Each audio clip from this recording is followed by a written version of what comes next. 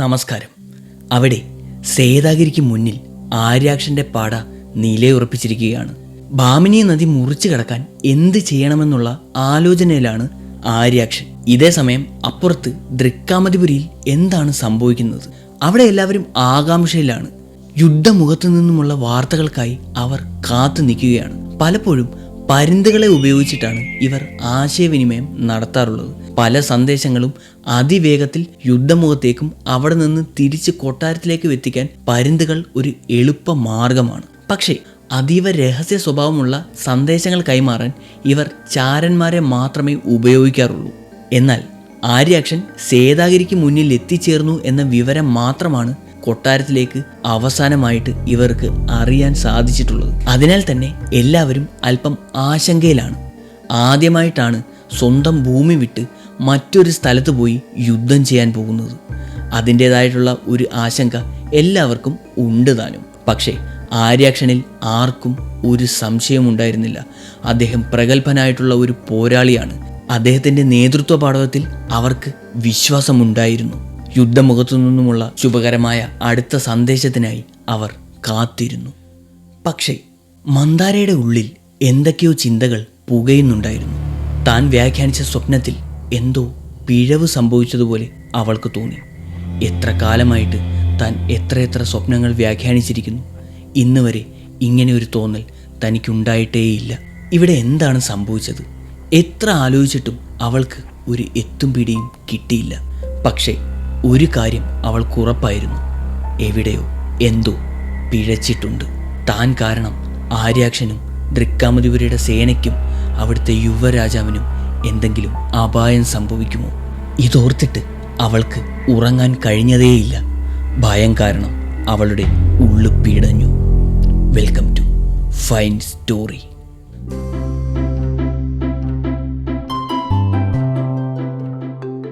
ഏറെ നേരത്തെ ആലോചനയ്ക്കൊടുവിൽ ആര്യാക്ഷൻ അടുത്ത ഒരു നീക്കത്തിന് ഉത്തരവിട്ടു. ഇപ്പോൾ തങ്ങളുടെ കൈവശമുള്ള വള്ളങ്ങൾ, അതിൽ ഒരു 5 or 6 വള്ളങ്ങൾ കൂട്ടിച്ചേർത്ത് വലിയ ഒരു സന്നാഹം രൂപീകരിക്കുക. ഓരോ വള്ളത്തിലും പരമാവധി ആളുകൾ കയറി ഒരുമിച്ച് തുഴഞ്ഞ് നദിയെ മറികടക്കാനായിരുന്നു ആര്യാക്ഷന്റെ നിർദ്ദേശം. ഒരു പരിധിവരെ അദ്ദേഹത്തിന്റെ ഈ ബുദ്ധി ഫലം കണ്ടു. വള്ളത്തിന്റെ വലിപ്പം കൂടിയതുകൊണ്ട് തന്നെ ഒഴുക്കിൽപ്പെട്ട് വള്ളം മറിയുകയോ അതിവേഗത്തിൽ ഗതിമാറി പോവുകയോ ഒന്നും ചെയ്തില്ല. ഇതുതന്നെയായിരുന്നു ആര്യാക്ഷന് അറിയേണ്ടതും. ഇത്രയും പേർ ഒരുമിച്ച് തുഴയുന്നതിനാൽ തന്നെ ഒരു പരിധിവരെ ഇവർക്ക് ഈ നദിയെ മുറിച്ചു കടക്കാനായിട്ട് സാധിക്കുന്നുമുണ്ട്. എന്നാൽ ഇപ്പോഴും അദ്ദേഹത്തിൻ്റെ സൈന്യം ശക്തമായ നദിയുടെ ഒഴുക്കിനെ പൂർണ്ണമായിട്ടും കീറിമുറിച്ച് മറുകരയിലേക്ക് പോകാൻ കഴിയാതെ ബുദ്ധിമുട്ടുകയാണ്. എന്നിരുന്നാലും ഈ ഒരു ബുദ്ധി കുറച്ചെങ്കിലും ഫലം കണ്ടു. നദി മുറിച്ചു കടക്കാൻ ബുദ്ധിമുട്ടിക്കൊണ്ടിരിക്കുന്ന സൈനികരെ അദ്ദേഹം തിരികെ കരയിലേക്ക് വിളിപ്പിച്ചു. ഉത്തരവ് കിട്ടിയതും അവർ ഏറെ പ്രയാസപ്പെട്ട് തിരികെ കരയിലേക്ക് എത്തുകയും ചെയ്തു. ആര്യാക്ഷൻ തൻ്റെ അടുത്ത പദ്ധതി ആവിഷ്കരിക്കുന്നതിനായിട്ട് സൈനികർക്കിടയിൽ നിന്നും 100ഓളം അതിസമർത്ഥരായ നീന്തൽ വിദഗ്ധരെ മുന്നോട്ടേക്ക് വിളിച്ചു. അദ്ദേഹത്തിൻ്റെ ഉദ്ദേശം മറ്റൊന്നുമല്ല. ഇത്തരത്തിൽ അടിയൊഴുക്കുള്ള നദികൾ നീന്തി കടക്കുവാൻ ഇവർ പ്രഗത്ഭരാണ്. ആര്യാക്ഷൻ എന്തു പറഞ്ഞാലും തങ്ങളുടെ ജീവൻ പണയം വെച്ചും അത് ചെയ്യാൻ ഈ സൈനികരെല്ലാവരും ഒരുക്കമാണ്. പക്ഷേ ഇവർ മാത്രം ആ ദ്വീപിലേക്ക് നീന്തി ചെന്നിട്ട് എന്താണ് ചെയ്യാനുള്ളത്? എന്നാൽ ആര്യാക്ഷന്റെ തന്ത്രം മറ്റൊന്നായിരുന്നു. ഈ 100 പേരോടും തങ്ങളുടെ അരയിൽ ഒരു വടത്തിന്റെ അഗ്രം കെട്ടുവാനായിട്ട് ആര്യാക്ഷൻ ആവശ്യപ്പെട്ടു. ശേഷം ഇവർ 100 പേരും ഈ നദിയിലേക്ക് ചാടുക. എങ്ങനെയും ഈ നദിയുടെ ഒഴുക്കിനെ കീറിമുറിച്ച് ആ ദ്വീപിൻ്റെ ഏതെങ്കിലും വശങ്ങളിലേക്ക് എത്തിച്ചെല്ലാൻ ഇവർ ശ്രമിക്കണം. ഒരുപക്ഷെ നദിയുടെ ഒഴുക്കിൽപ്പെട്ട് ഇവർ കര കയറാൻ ബുദ്ധിമുട്ടുകയാണെങ്കിൽ ഈ വടം ഉപയോഗിച്ച് ഇവരെ തിരികെ കരയിലേക്ക് വലിച്ചടുപ്പിക്കാനായിട്ട് ഇവിടെ നിൽക്കുന്ന ഭടന്മാർക്ക് സാധിക്കും. ഇനി അതല്ല, ഏതെങ്കിലും വിധത്തിൽ ഇവർ നീന്തി മറുകരയിലെത്തിയാൽ അവിടെ ചെന്നിട്ട് അവിടെയുള്ള പാറകളിലോ അല്ലെങ്കിൽ മറ്റേതെങ്കിലും മരങ്ങളിലോ ഈ വടത്തിൻ്റെ അഗ്രം അഴിച്ച് കെട്ടുക. ശേഷം ഈ വടത്തിൻ്റെ സഹായത്താൽ അതിവേഗത്തിൽ ഇവർ തിരികെ കരയിലേക്ക് എത്തുക. മാത്രമല്ല, ഇവരിൽ നിന്നും 1 or 2 പേർ ഏതെങ്കിലും വിധേന ഈ പാറക്കെട്ടുകളിലൂടെ മുകളിലേക്ക് കടന്ന് അവിടുത്തെ സ്ഥിതിവിശേഷങ്ങൾ എന്താണെന്ന് മനസ്സിലാക്കാൻ ശ്രമിക്കണം. അത്തരത്തിൽ മുകളിൽ സേതാഗിരിയിൽ എന്താണ് നടക്കുന്നതെന്ന് മനസ്സിലാക്കാൻ കഴിഞ്ഞാൽ ഇവർക്ക് അതിനനുസരിച്ച് അടുത്ത പദ്ധതികൾ ആസൂത്രണം ചെയ്യാൻ കഴിയും. ഇതായിരുന്നു ആര്യാക്ഷന്റെ നിർദ്ദേശം. ഇതത്ര എളുപ്പമുള്ള കാര്യമല്ല എന്ന് ഇവർക്ക് നല്ല ബോധ്യമുണ്ടായിരുന്നു. പ്രത്യേകിച്ചും ഈ നദിക്ക് ഏതാണ്ട് 1.5 കിലോമീറ്ററോളം വീതിയുണ്ട്. ഇത്രയും ദൂരം നീന്തി കടക്കുക എന്നത് പ്രയാസമേറിയ കാര്യമാണ്. മാത്രമല്ല, ഇത്രയും അടിയൊഴുക്കുള്ള നദിയിൽ അരയിൽ ഒരു വടം കൂടി കെട്ടിയിട്ട് ഇത് നീന്തുക എന്നത് ഏറെ ശ്രമകരമായ ദൗത്യം തന്നെയാണ്. കാരണം വെള്ളത്തിലേക്ക് ഇറങ്ങി നീന്താൻ തുടങ്ങുമ്പോൾ ഈ വടത്തിൻ്റെ ഭാരം തന്നെ ഇവരെ തളർത്തും. ഇതും വലിച്ച് ഇത്രയും ദൂരം നീന്തി കടക്കുക ഏതാണ്ട് അസാധ്യം തന്നെയാണ്. അവിടെയാണ് ഇവർ മറ്റൊരു മാർഗം ഉപയോഗിച്ചത്. നദിയുടെ ശക്തിയേറിയ ഈ ഒഴുക്കിനെ ഒരു മേൽക്കോയ്മയായിട്ട് ഉപയോഗിക്കുക. അതിനാൽ തന്നെ ഈ നദിയുടെ അല്പം മുകളിലുള്ള ഭാഗമാണ് ഇവർ നദിയിലേക്ക് ഇറങ്ങാനായിട്ട് തിരഞ്ഞെടുത്തത്. അതാകുമ്പോൾ നദിയുടെ ഒഴുക്കിൽപ്പെട്ട് ഇവർ ദ്വീപിൻ്റെ ഭാഗത്തേക്ക് എത്തിച്ചേരാനുള്ള സാധ്യത വളരെ കൂടുതലാണ്. അങ്ങനെ 100ഓളം പോകുന്ന സൈനികർ തങ്ങളുടെ അരയിൽ ഈ വടം കെട്ടിയിട്ട് ഈ നദിയിലേക്ക് എടുത്ത് ചാടി. അവർ കരുതിയതുപോലെ തന്നെ ഒഴുക്കിൽപ്പെട്ട് വളരെ വേഗത്തിലാണ് ഈ 100 സൈനികരും ആ ദ്വീപിന് നേരെ കുതിച്ചത്. പലരും ദ്വീപിൻ്റെ പല ഭാഗങ്ങളിലേക്കാണ് ഒഴുകിച്ചെന്ന് കയറിയത്. ദ്വീപിലെത്തിയപ്പോഴേക്കും പല സൈനികരും വെള്ളം കുടിച്ച് ആകെ തളർന്നിട്ടുണ്ടായിരുന്നു. എന്നാൽ അവരുടെ മികവ്, നീന്താനുള്ള കഴിവ്, ഇത്തരം അടിയൊഴുക്കുള്ള നദികളിൽ ജീവൻ നിലനിർത്തി പിടിച്ചു നിൽക്കാനുള്ള അവരുടെ ആ മികവിനെ നമുക്ക് അഭിനന്ദിക്കാതെ പറ്റില്ല. എന്തായാലും ഉദ്ദേശിച്ചതുപോലെ തന്നെ 100 പേരും ദ്വീപിൻ്റെ പല ഭാഗങ്ങളിലായിട്ട് ഒരു വിധത്തിൽ ചെന്ന് കയറി.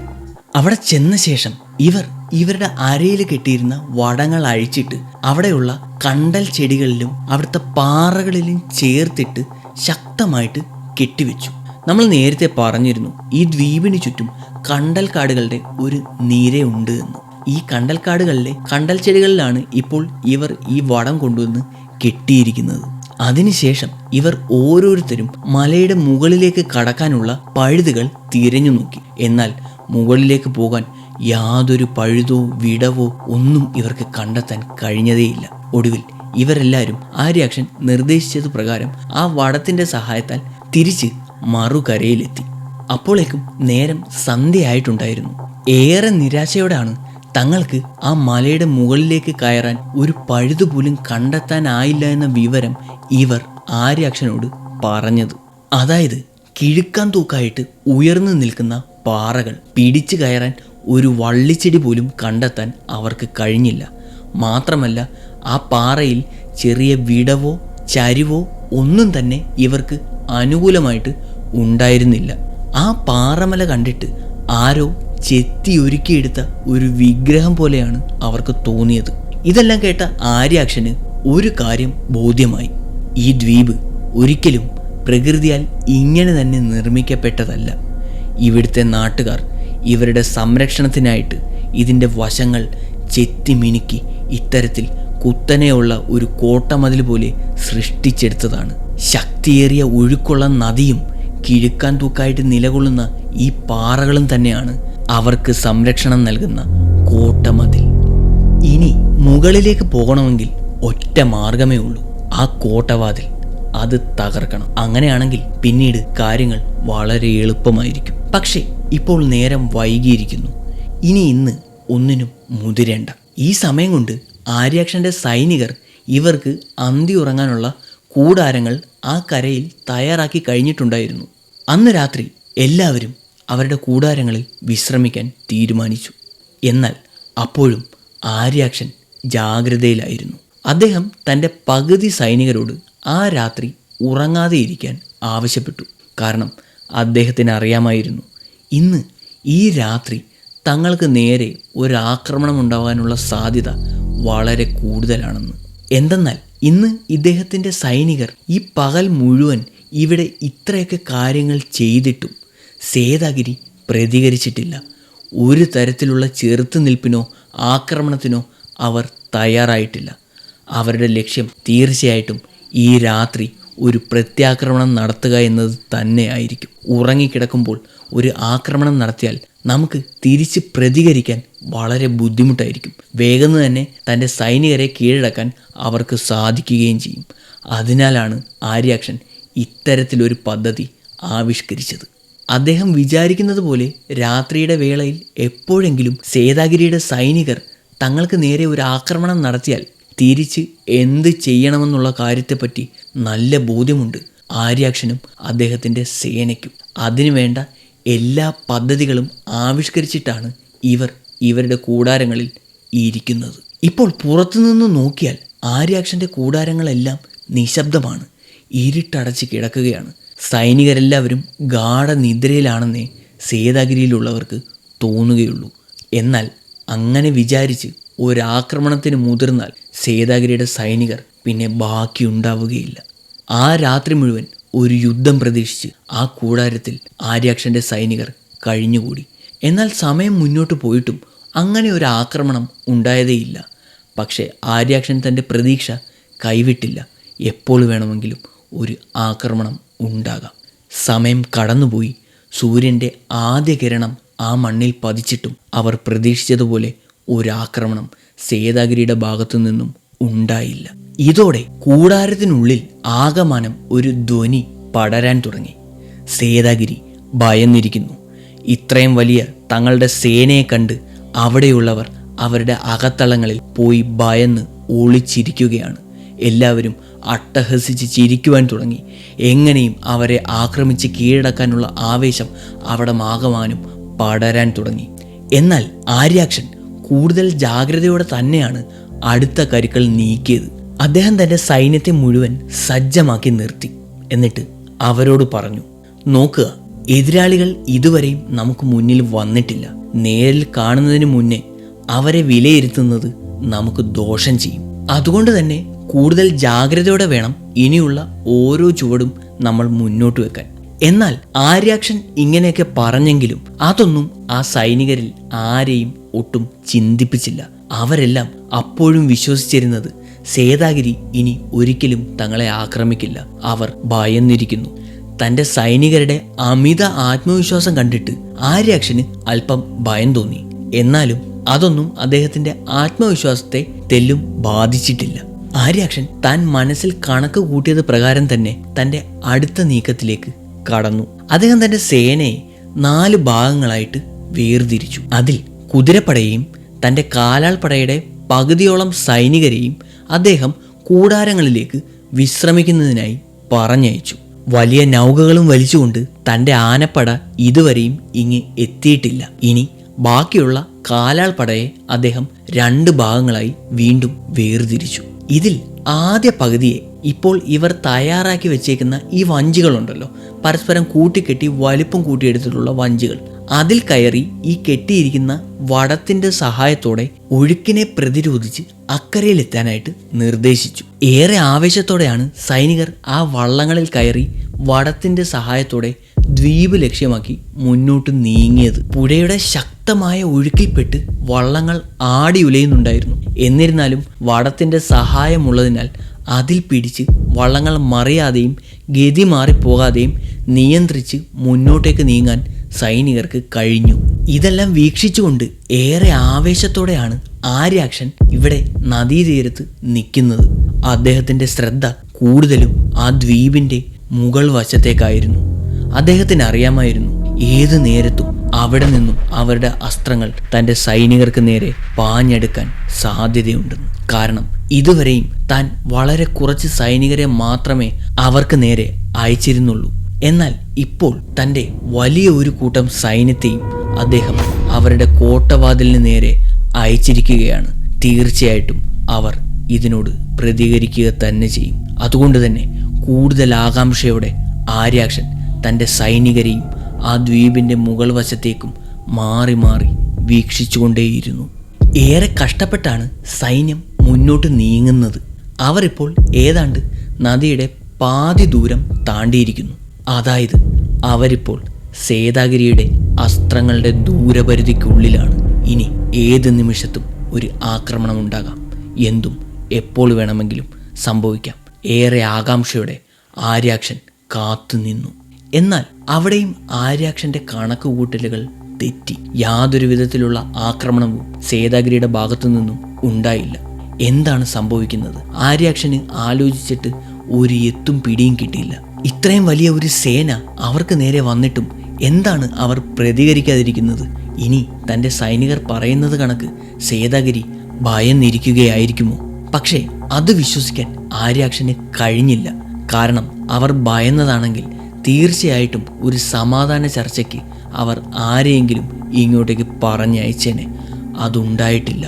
അപ്പോൾ എന്തായിരിക്കും അവരുടെ ഉദ്ദേശം?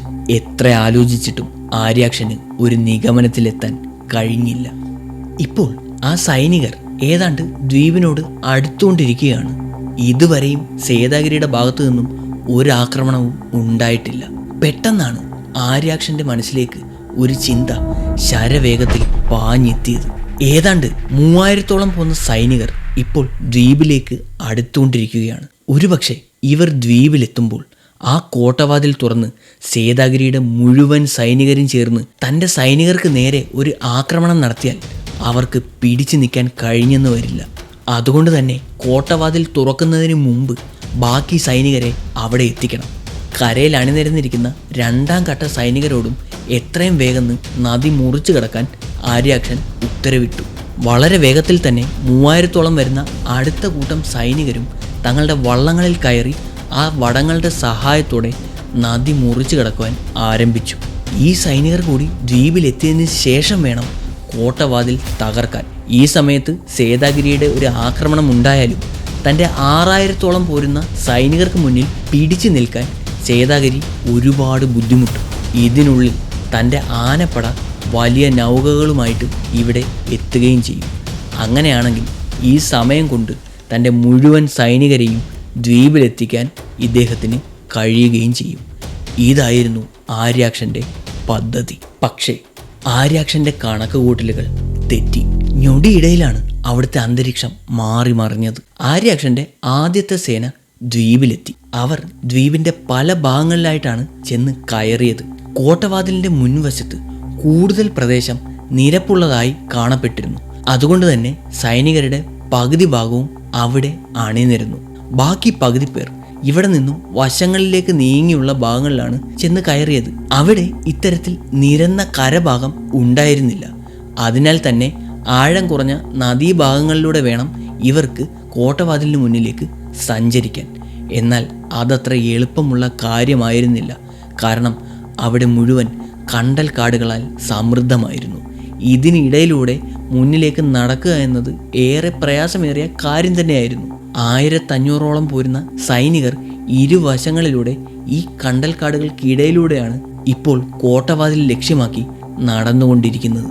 ഇതേ സമയം വള്ളങ്ങളിൽ പുറപ്പെട്ട 2ാമത്തെ സേന അവർ ഇപ്പോൾ നദിയുടെ ഏതാണ്ട് പകുതി ഭാഗം പിന്നിട്ട് കഴിഞ്ഞിരിക്കുന്നു. അവരെല്ലാവരും വളരെ ആകാംക്ഷയിലാണ്. എത്രയും വേഗം ഈ നദി മുറിച്ച് കടന്ന് സേതാഗിരിയുടെ മണ്ണിലെത്തി ആ കോട്ടവാതിൽ തകർക്കണം. ഇത് മാത്രമേ അവരുടെ ഉള്ളിലുണ്ടായിരുന്നുള്ളൂ.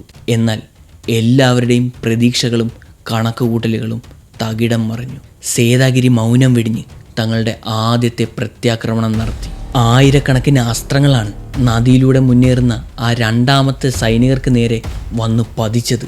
എന്താണ് സംഭവിക്കുന്നതെന്ന് തിരിച്ചറിയാൻ കഴിയുന്നതിന് പോലും മുമ്പ് 3000-ഓളം പോരുന്ന ആര്യാക്ഷന്റെ സൈനികർ നെഞ്ചിൽ അസ്ത്രങ്ങൾ തറച്ച് നദിയുടെ കുത്തൊഴുക്കിൽ വീണ് ജീവൻ പൊലിഞ്ഞു. ഈ സമയം ആര്യാക്ഷൻ മുമ്പ് പ്രതീക്ഷിച്ചതുപോലെ ആ ദ്വീപിന്റെ മുകളിൽ സേതാഗിരിയുടെ വലിയ ഒരു സൈനിക നിര അണിനിരന്നിട്ടുണ്ടായിരുന്നു. അവരെയുന്ന അസ്ത്രങ്ങളേറ്റ് തൻ്റെ സൈനികർ വെള്ളത്തിലേക്ക് വീണു മരിക്കുന്ന കാഴ്ച കണ്ടു നിൽക്കാൻ മാത്രമേ ആര്യാക്ഷന് കഴിഞ്ഞുള്ളൂ. അവരുടെ അസ്ത്രങ്ങളേറ്റ് ആര്യാക്ഷൻ അയച്ച 2ാമത്തെ സേനയിലെ അവസാന സൈനികന് ജീവൻ പൊലിഞ്ഞു. ഈ കാഴ്ചയെല്ലാം നിസ്സഹായനായി മറുകരയിൽ നോക്കി നിന്ന് കാണാൻ മാത്രമേ ആര്യാക്ഷന് കഴിഞ്ഞുള്ളൂ. ശരിക്കും പറഞ്ഞാൽ എല്ലാവരും ഭയന്നുപോയി. ദ്വീപിലെത്തിച്ചേർന്ന സൈനികർക്ക് ഇതെല്ലാം കണ്ടിട്ട് ഇനി എന്താണ് ചെയ്യേണ്ടതെന്ന് പോലും അറിയാതെയായി. ഒട്ടും വൈകാതെ പാറക്കെട്ടിന് മുകളിൽ നിന്നും ഭയാനകമായ ഒരു ശബ്ദം അവർ കേട്ടു. അവിടമാകെ പ്രകമ്പനം കൊള്ളുന്നതായിട്ട് അവർക്ക് തോന്നി. എന്താണ് സംഭവിക്കുന്നത്? എല്ലാവരുടെയും ഉള്ളിൽ ഭയം നിറയാൻ തുടങ്ങി. നിമിഷങ്ങൾക്കുള്ളിൽ വലിയ പാറകൾ അവർക്ക് മുകളിലേക്ക് വന്ന് പതിക്കുവാൻ തുടങ്ങി. പലരും ചിതറിയോടി. കുറേ പേർ നദിയിലേക്ക് ചാടി ഒഴുക്കിൽപ്പെട്ടുപോയി. ബാക്കിയുള്ളവർ മുകളിൽ നിന്നും താഴേക്ക് വന്ന് പതിക്കുന്ന പാറകൾക്കടിയിൽ വീണ് മരണമടഞ്ഞു. ഈ സമയം കണ്ടൽക്കാടുകൾക്കുള്ളിലൂടെ നടന്നു നീങ്ങുന്നവർക്ക് എന്താണ് അവിടെ സംഭവിക്കുന്നതെന്ന് കാണാൻ പോലും കഴിഞ്ഞിരുന്നില്ല. അവർക്ക് മുകളിലേക്ക് ഭീമാകാരമായ പാറകൾ വന്ന് പതിച്ചപ്പോൾ മാത്രമാണ് അവർ അപകടം തിരിച്ചറിഞ്ഞത്. തങ്ങളുടെ കൺമുന്നിൽ ഓരോരുത്തരായിട്ട് മരിച്ചു വീഴുന്ന കാഴ്ച കണ്ട് അവരുടെ ഉള്ളു തകർന്നു. അങ്ങനെ ഏതാനും നിമിഷങ്ങൾക്കുള്ളിൽ തന്നെ അവിടെ എത്തിയ മുഴുവൻ സൈനികരെയും സേതാഗിരിയുടെ സൈനികർ ഇല്ലാതെയാക്കി. അതായത് ആര്യാക്ഷൻ്റെ പകുതിയോളം പോന്ന സൈനികർ ഇപ്പോൾ ഇല്ല. ഒരു നടുക്കത്തോടെയാണ് മറുകരയിലുള്ള സൈനികർ ഈ കാഴ്ചയെല്ലാം കണ്ടു നിന്നത്. ഇനി എന്ത് ചെയ്യണമെന്നറിയാതെ ആര്യാക്ഷൻ സ്തംഭിച്ച് നിന്നുപോയി. സേതാഗിരി പോലെ ഇത്രയും ചെറിയ ഒരു രാജ്യം തൻ്റെ 6000-ഓളം പോരുന്ന സൈനികരെ നിഷ്പ്രയാസം വധിച്ചിരിക്കുന്നു. ആ സത്യം ഉൾക്കൊള്ളാൻ അദ്ദേഹത്തിനായില്ല. അദ്ദേഹത്തിന് മാത്രമല്ല, ഇത് കണ്ടുനിന്ന ആർക്കും അത് വിശ്വസിക്കാൻ കഴിഞ്ഞില്ല. എല്ലാവരുടെയും മുഖത്ത് ഭീതി നിഴലിച്ചു. എന്നാൽ ആര്യാക്ഷൻ്റെ കണ്ണുകളിൽ നാണക്കേടിൻ്റെയും കോപത്തിൻ്റെയും തീനാളം എരിയുകയായിരുന്നു. അയാൾ കോപം കൊണ്ട് അലറി വിളിച്ചു. ആ ശബ്ദം അവിടമാകെ പ്രകമ്പനം കൊണ്ടു. ഇനി എന്തായിരിക്കും അവിടെ സംഭവിക്കാൻ പോകുന്നത്? ഈ വിവരം ദൃക്കാമതിപുരിയിലുള്ളവർ എങ്ങനെയായിരിക്കും ഉൾക്കൊള്ളുക? എല്ലാവരെയും ഞാൻ ഒരിക്കൽ കൂടി ഫൈൻ സ്റ്റോറിയിലേക്ക് സ്വാഗതം ചെയ്യുന്നു. C you again.